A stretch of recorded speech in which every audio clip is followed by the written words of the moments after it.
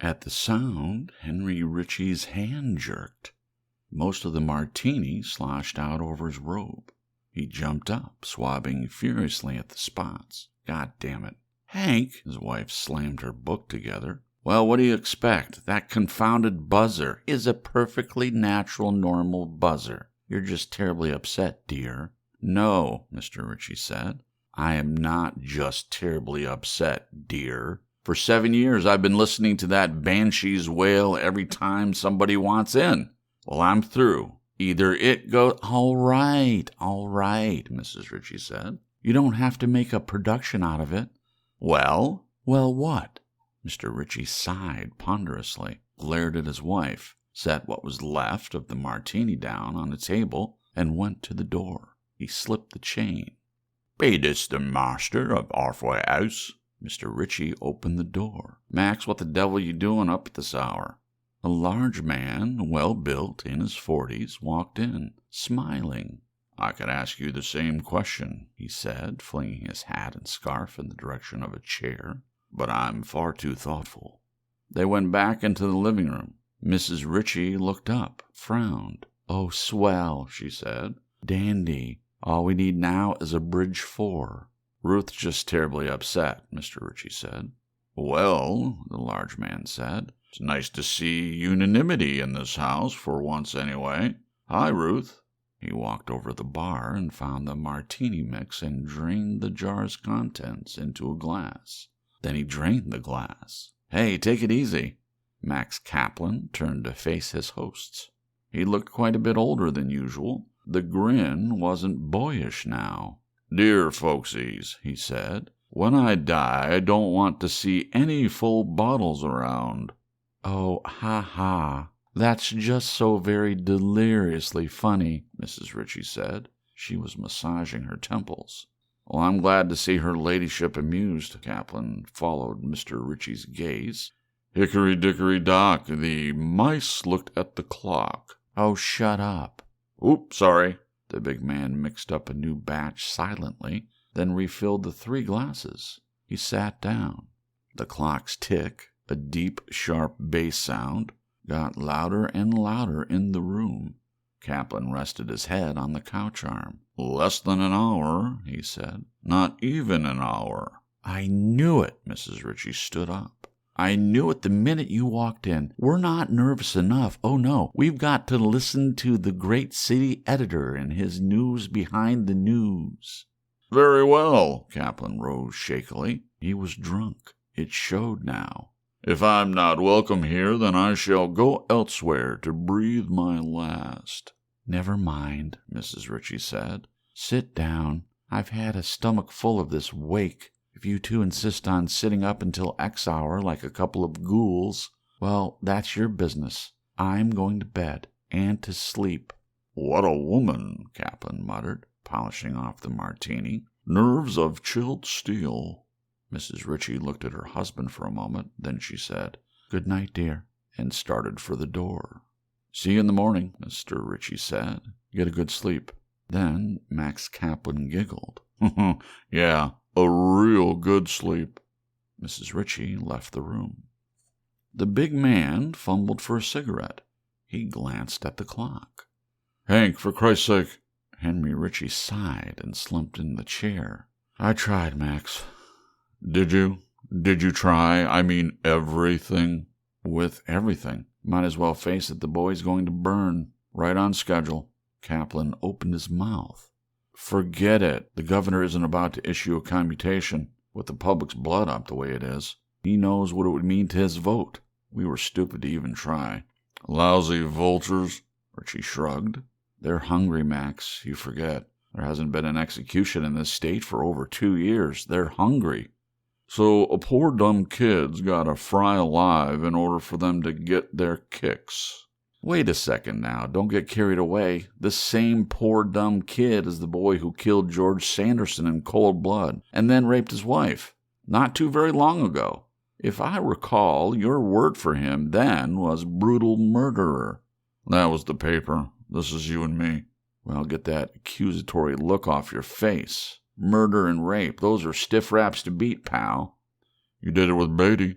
You got him off. Kaplan reminded his friend. Luck, public mood. Beatty was an old man, feeble. Look, Max, why don't you stop beating around the bush? Okay, Kaplan said slowly. They let me in this afternoon. I talked with him again. Richie nodded. And? Hank, I'm telling you, it gives me the creeps. I swear it does. What did he tell you? Kaplan puffed on a cigarette nervously, kept his eyes on the clock. He was lying down when I went in, curled up tight, trying to sleep. Go on. Then he heard me. He came to. Mr. Kaplan, he says, you've got to make them believe. You've got to make them understand. His eyes got real big then. And, Hank, I'm scared. Of what? I don't know. Just him, maybe. I'm not sure. He carrying the same line? Yeah, but worse this time. More intense somehow. Richie tried to keep the smile. He remembered all right. Much too well.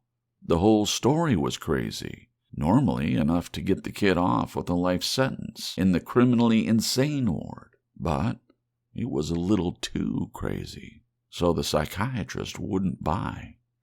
Can't get his words out of my mind, Kaplan was saying. His eyes were closed. Mister, tell them if you kill me, then you'll all die. This whole world of yours will die. Because, Richie remembered, you don't exist, any of you, except in my mind. Don't you see? I'm asleep and dreaming all this. You, your wives, your children, it's all part of my dream. And when you kill me, then I'll wake up, and that will be the end of you. Well, Richie said, it's original. Kaplan shook his head. Come on, Max, snap out of it. You act like you never listened to a lunatic before. People have been predicting the end of the world ever since year one. Sure, I know. You don't have to patronize me. It's just that, well, who is this particular lunatic anyway? We don't know any more about him than the day he was caught. Even the name we had to make up. Who is he? Where'd he come from? What's his home? My home. A world of eternities. An eternity of worlds. I must destroy, hurt, kill, before I wake, always. And then once more I must sleep. Always, always. Look, there's 100 vagrants in every city, just like our boy. No name, no friends, no relatives. Then he doesn't seem in the least odd to you? Is that it? Is that what you're telling me? So he's odd. I never met a murderer that wasn't.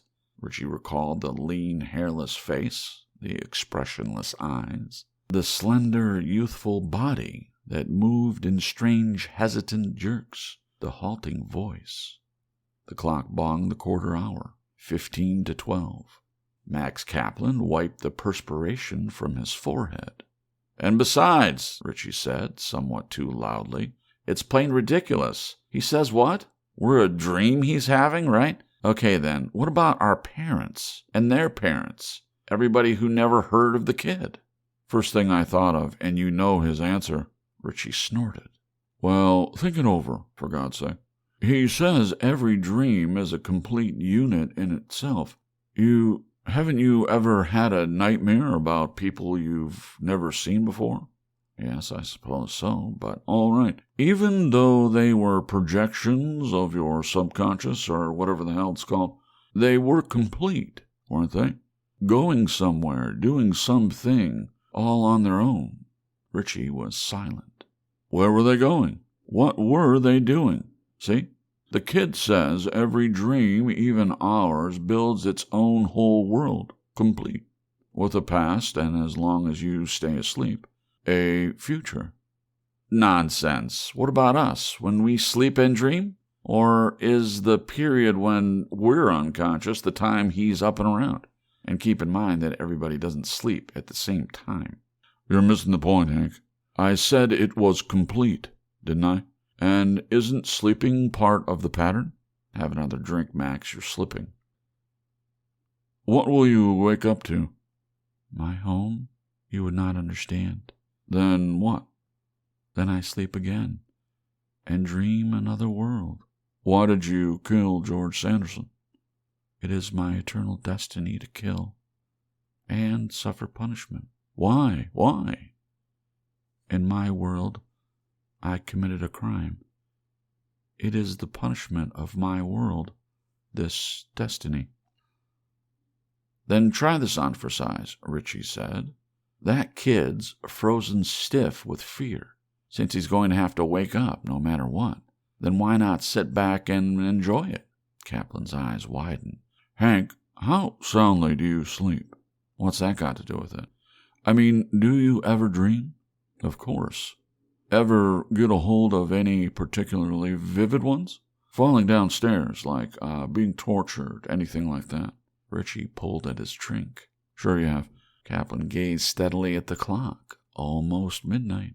Then try to remember. In that kind of dream, isn't it true that the pleasure or pain you feel is almost as real as if you were actually experiencing it? I remember once I had a nightmare about my old man. He caught me in the basement with a cigarette. I was 8 or 9, I guess. He took down my pants and started after me with his belt. Hank, it hurt. Bad. It really hurt. So what's the point? In my dream, I tried to get away from my old man. He chased me all over the basement. Well, it's the same with the kid, except his dream is 100 times more vivid. That's all. He knows he'll feel that electric chair, feel the jolts frying into him, feel the death boiling up in his throat, just as much as if he were honest to God sitting there. Kaplan stopped talking. The two men sat quietly, watching the clock's invisible progress. Then Richie leaped up and stalked over to the bar again. Doggone you, Max, he called. You're getting me fidgety now. Don't kid me, Kaplan said. You've been fidgety on your own for quite a while. I don't know how you ever made the grade as a criminal lawyer. You don't know the first thing about lying.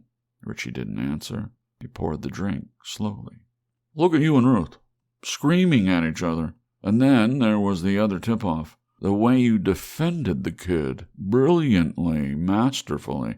You'd never have done that for a common open and shut little killer. Max, Richie said, you're nuts. Tell you what, at exactly 12:01, I'll take you out for the biggest, juiciest, rarest steak you ever saw. On me. Then we'll get loaded and fall over ourselves laughing. Richie fought away the sudden picture of steak. Rare steak, with the blood spurting out, sizzling on an electric stove. The clock began to strike. Henry Ritchie and Max Kaplan stood very still.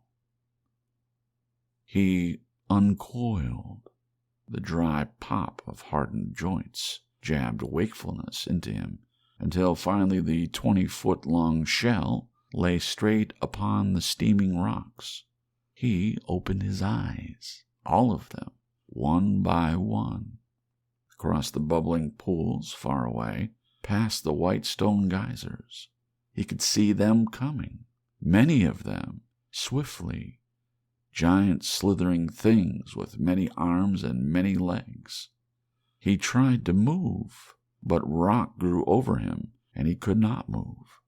By looking around, he could see the cliff's edge, and he remembered the 1,000 bottomless pits below. Gradually, the rest formed, and he remembered all. He turned to the largest creature. Did you tell them? He knew this would be a horrible punishment, worse than the last. The burning, far worse. Fingers began to unhinge the thick shell, peel it from him, leaving the viscous white tenderness bare to the heat and pain. Tell them, make them understand. This is only a dream I'm having. They took the prisoner to the precipice, lingered a moment to give him a view of the dizziness and the sucking things far below. Then nervous hands pressed him forward into space. He did not wake for a long time.